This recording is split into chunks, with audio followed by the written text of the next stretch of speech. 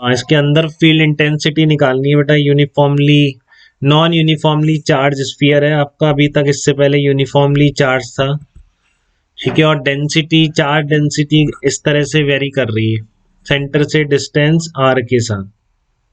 ये कोई are distance है सेंटर से, तो यहाँ पर डेंसिटी ये होगी a into r, volume charge density. तो इसके अंदर बाहर का भी निकल जाएगा, अंदर का निकाल देंगे। तो हम क्या करेंगे, इसके अंदर मैंने क्या किया, इस तरह की आर रेडियस की गॉसियन सरफेस कंसीडर कर ली।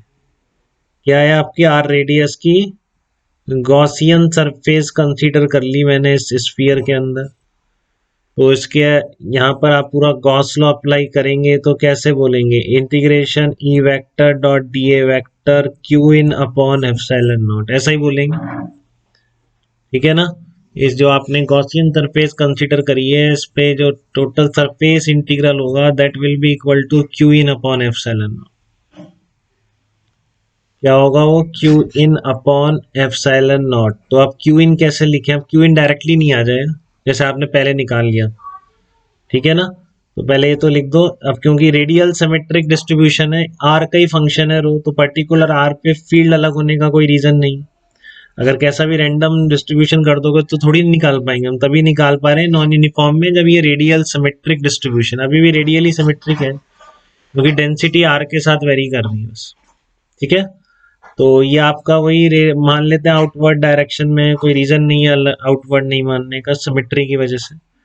फिर से आपका कितना आ जाएगा, E into 4πr² q in upon epsilon not आ जाएगा। अब बात आती है क्यू एन, एनक्लोज चार्ज कैसे निकाला जाए, ठीक है ना। एनक्लोज चार्ज कैसे निकालें, तो एनक्लोज चार्ज के लिए क्या करोगे, आर रेडियस में कितना एनक्लोज है ये निकालना है, ठीक है। क्या करना है आपको, आर रेडियस में कितना एनक्लोज्ड है निकालना है। तो इसके लिए भी आप एक थोड़ा सा हॉलो स्फीयर मानोगे एक्स डिस्टेंस पर डी एक्स थिकनेस का। देखिए बेटा सब लोग समझ पा रहे हैं आता, ये आर एनक्लोज निकालने के लिए भी अब क्या करना पड़ेगा, पहले इंटीग्रेट करना पड़ेगा, तब तो जाके क्यू इन आएगा, फिर इसमें डायरेक्टली डल जाएगा इस फॉर्म, ठीक है ना।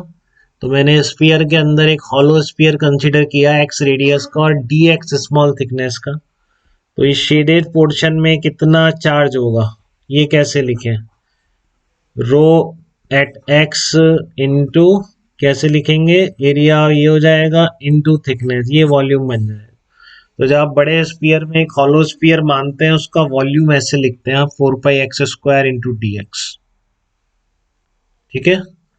तो अब आपका डीवी आ गया इसमें, तो डीवी में चार्ज एनक्लोज्ड कितना आ जाएगा, ये डीवी डी क्यू लिख दिया मैंने, डी क्यू बोल देना चाहिए ना मुझे, डी क्यू है,